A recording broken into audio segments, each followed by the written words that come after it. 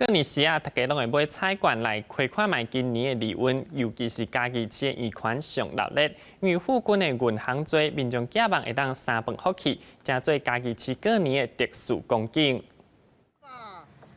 每一个人拢专心咧过家己的彩券，围炉过后，有真侪人来到家己市余款附近的银行买彩券试手气。唔那在地人，搁有外县市的人听人介绍，专工来体验。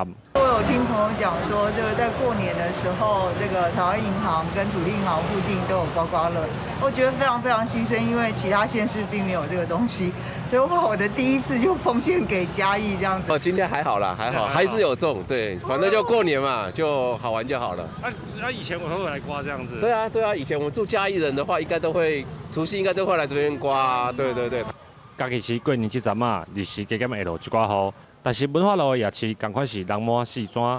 伫文化路摆搭店头就讲，因为疫情的关系，生意也无旧年遐尔好。虽然有人啦，但是拢挂口罩，有较无遐好啦。平常吼，若无疫情是较好啦。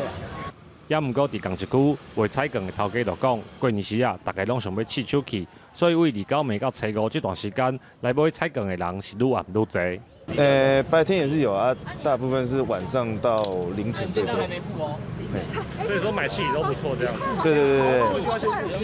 我看老板在刮的时候，他会把它刮干净，他换成一个木头的，我就问老板说：“你那个可不可以借我刮看看？”然后我拿来刮以后就真的中了。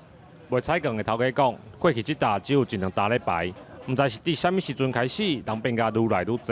可能是因为我银行民众感觉会带财，所以即马线加做过年时阵才会出现的特殊光景。记者林慧婷家己报道。